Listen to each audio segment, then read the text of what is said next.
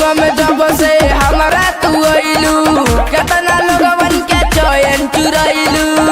ओहो ऐसा बात बा बोला हम का करिए बाबू हमरा के देखी न रहेला काबू। अच्छा हल्ला हो जाला जब तू निकलेलू झार हमरा हिप्पी पर डोले ला यूपी बिहार जब ठुमका लगावे नी हो जाला मार।